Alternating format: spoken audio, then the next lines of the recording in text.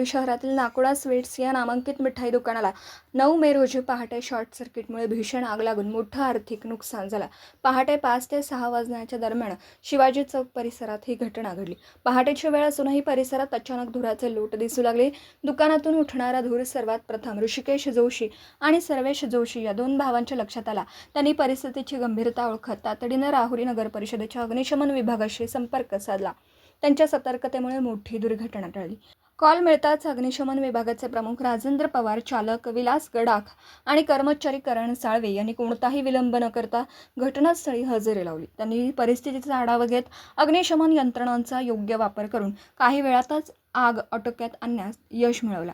त्यांच्या तातडीच्या कारवाईमुळे आग इतर दुकानांपर्यंत किंवा इमारतीच्या वरच्या मजल्यांपर्यंत पसरली नाही। दुकानाचे मालक दिनेश सिंग राजपुरोहित आणि गोपाल सिंग राजपुरोहित यांनी आग लागल्याची माहिती मिळताच आपल्या कामगारांना लगेच घटनास्थळी पाठवलं। त्यांचे वडील सध्या आजारी असल्यामुळे राजस्थानमध्ये आहेत, त्यामुळे त्यांना फोनवरून संपूर्ण घटनेची माहिती देण्यात आली। अचानक झालेल्या या घटनेमुळे त्यांच्यावर मानसिक तणाव निर्माण झाला असल्याचं समजतं। घटनास्थळी आग विझवण्याच्या कामात आणि मदतीसाठी अनेक नागरिक धावून आले। त्यामध्ये नारायण धोंगडे, अमोल काशेत, सिद्धांत आंबिलवादे, ताहिर शेख, राजू मुंडलिक, प्रमोद म्हेत्रे, वायरमन याकूब पठाण यासह परिसरातील नागरिकांनी मदत कार्यात सहभाग घेतला।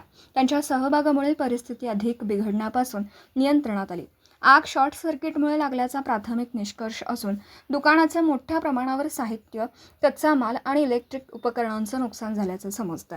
नुकसानाचं अचूक मूल्य अग्निशमन विभाग आणि पोलीस पंचनामा झाल्यानंतर स्पष्ट होईल। अचानक लागलेल्या या आगीमुळे परिसरात काही काळ भीतीचं वातावरण निर्माण झालं होतं। मात्र अग्निशमन दलाच्या तत्परतेमुळे मोठी जीवितहानी किंवा व्यापक आर्थिक नुकसान टळलं। पुढील तपास सुरू आहे। दीपक साळवेसह योगेश पवार, न्यूज 14 राहुरी।